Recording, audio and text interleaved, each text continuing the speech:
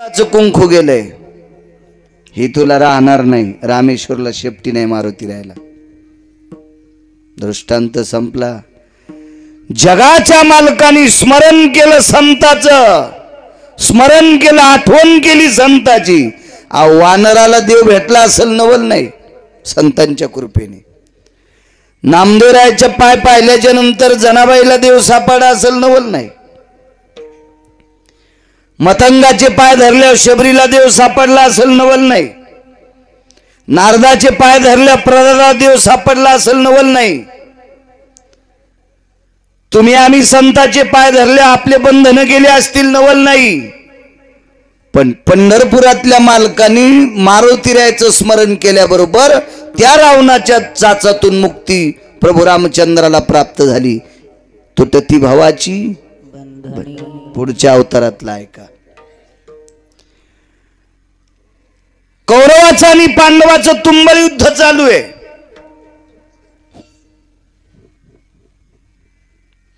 महाभयानक युद्ध चालू. त्याच्या अलीकडचा भाग सांगतो.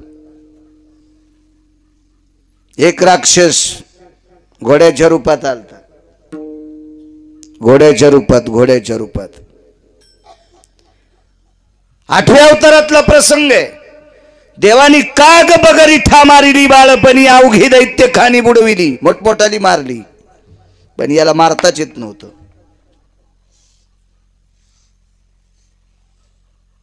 काय करावं. मारुतीरायाचं स्मरण. तेव्हा त्या राक्षसाचा शेवट. अन्यथा तो मरत नाही तो. पुढे ऐका. युद्ध प्रसंग चालू आहे. या युद्ध प्रसंगामध्ये पहिल्याच दिवशी बाण मारला द्रोणाचार्यांनी पहिला बाण टाकला. भीष्माचार्यांनी बाण टाकला. कृपाचार्यांनी बाण टाकला. या बाणाने रथ कधीच जळू लागला,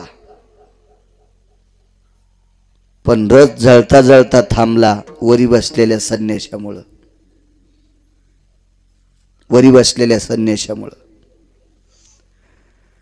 8व्या दिवशी कौरव संपले, पांडवाचा जय प्राप्त झाला. विजयाची आबोक ठोकली अर्जुनाने आणि अर्जुन रथामध्ये डोलू लागलेला आहे. भगवान विटेवरचे मालक द्वारकाधीश कृष्ण परमात्म्याने सांगितलं, अर्जुना खाली उडी टाका. तर अर्जुनानं सांगितलं, श्रीराम बुवा गेल्या 17 दिवसापासून युद्ध करतो, मला खाली उतरा म्हणले नाही. माझ्या मनाला वाटन त्यावेळेला उतरलो आणि आज तर विजय झालाय. याच रथामध्ये विजयाचा गुलाल उधळायचा. भगवंतान कानास सांगितलं, अर्जुना मुकाट्यान खाली उतर. विजयाचा गुलाल नाही, आपल्या दोघांच्या अंगावर गुलाल टाकावं लागन.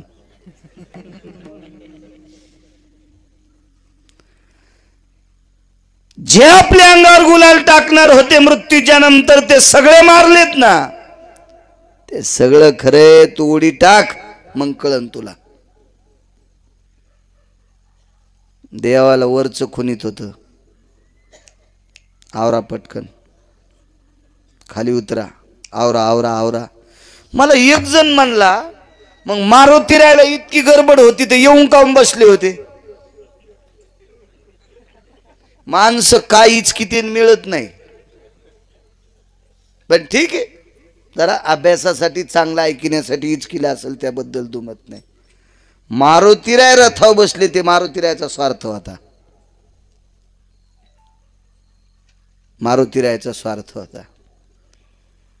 कारण मारुतीरायाला पक्क माहित होतं अर्जुन मोहात पडणार आहे आणि मोहात पडणाऱ्या अर्जुनाची भ्रांत काढण्यासाठी ब्रह्मांडाचा मालक गीता सांगणार आहे. ब्रह्मांडाचा मालक गीता सांगणार आहे. पण काय झालं सज्जनो, मारुतीराय शूर होते. शूरानी धीर स्वामी काजी पै सादर. शूर आहेत आणि शूर माणसाला सुराचा प्रताप पाहत असताना गीता ऐकायचं विसरूनच गेले. स्वार्थ होता गीता ऐकायचा. पण मारुतीरायन सांगितलं देवाच्या कामा करता आलो ते काम विसरून गेले, चला चला चला पटकन उतरा. तर भगवंतांनी सांगितलं अर्जुना टाक रे उडी.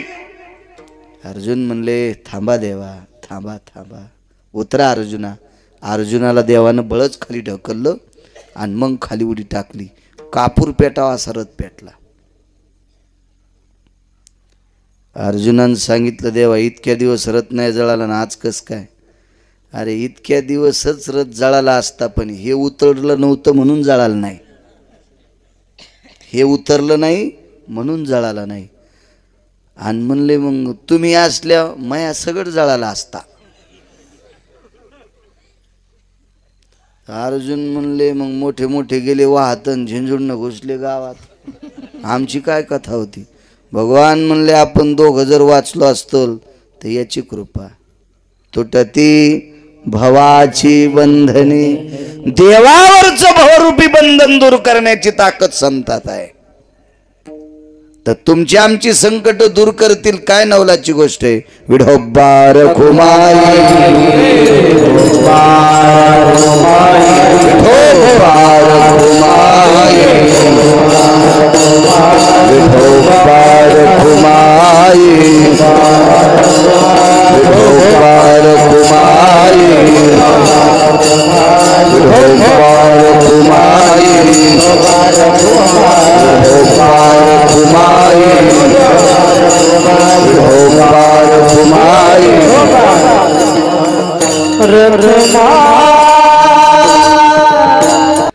वारांगणेची अशा कुळात उत्पन्न झालेली एक माऊली, तिचं नाव कान्होपात्रा. फार सुंदर होती, फार सुंदर. मी सांगत नाही, पुराण सांगते, इतिहास सांगते. संतांच्या चरित्रामध्ये गोड तिची वर्णी आली. आपलं जीव लपवून जंगलामध्ये बसली.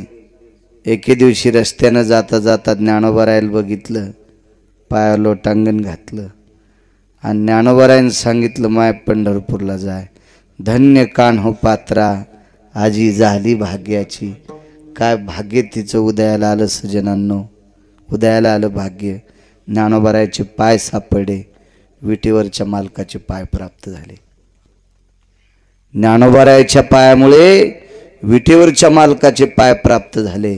अधिकार किती मोठा प्राप्त झाला माहिती आहे. त्या पायावर प्राण सोडा. विश्वाच्या मालकाला 16,108 पत्न्या, त्याच्यापैकी मुख्य नायिका लक्ष्मी विटेवरच्या मालकाने डावीकून घेतली. वामांगी रखुमाई दिशे दिवे शोभा. आणि कान्होपात्रेला उजव्या हाताला घेतलं. उजव्या हाताला विश्वातल्या सर्व वारकऱ्यांचा दर्शनाचा मान विटेवरच्या मालकाचा होता, विटेवरच्या मालकिनीचा होता. या दोघांचा दर्शनाचा मान तिला देऊन टाकला. कान्होपात्रेचं दर्शन घेतल्यावर माझं दर्शन पावल. दृष्टांत संपला. एवढा मोठा अधिकारी जगाचा मालक कान्होपात्रेला सापडला. ती ज्ञानोबारायाच्या पायातली ताकद होती.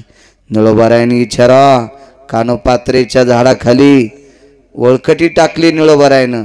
निळोबाराय लाडके संत, विटेवरच्या मालकाचे शेवटचे संत. वळकटी टाकली, झोपले. भजन झालं आणि झोपले. रात्री झोपल्याच्या नंतर ते तरटीचं झाड उशालं होतं. त्या झाडाच्या बुंथ्यातून रामकृष्ण नामाचा ध्वनी येत होता. निळोबाराय उठले. कोण म्हणते रामकृष्ण हरी. पाहिलं दिव्याचा प्रकाश होता, मशालीचा, मशाल लावलेली होती. त्या प्रकाशात बघितलं तर झाडाचा बुंथा पाझरत आहे. झाड रडत होतं. कान्होपात्रेला वाटत होतं एका संतांमुळे विटेवरचा मालक सापडला, मला ही जागा प्राप्त झाली आणि त्या जागेवर एक संत माझ्याजवळ आहे. निळोबाराय तिला आनंद वाटत होता. बुंथ्यातनं स्त्रीचा आवाज आला. निळोबाराय विचारतात कोण. मी कान्होपात्रा आहे. निळोबारायचं अंतकरण भरून आलं आणि विचारलं माय तुला देवाच्या उजव्या हाताला जागा सापडली, लक्ष्मी डावीकून घेतली.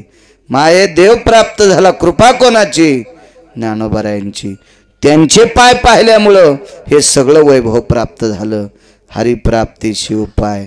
तुटती भावाची बंधन. काय बंधन तुटलं. बंधन तिचं काय तुटलं. किती किंमत असती सांगा ना. वारांगणेच्या आपत्याला किंमत किती असती हे तुम्हाला माहिती आहे ना? देऊ शकता का तुम्ही किंमत? नाही. आता एखाद्याची टप्पर एका कानोपात्रेच्या पाया पडायचं नाही म्हणायची आहे का एखाद्याची हिंमत की मी कानोपात्रेच्या पाया पडत नाही?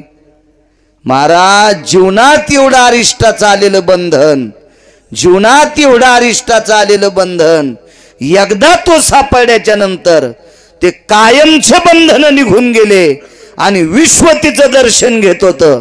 तुटती भवाची बंधने. ज्ञानेश्वर ज्ञानराज मावळी तुकाराम.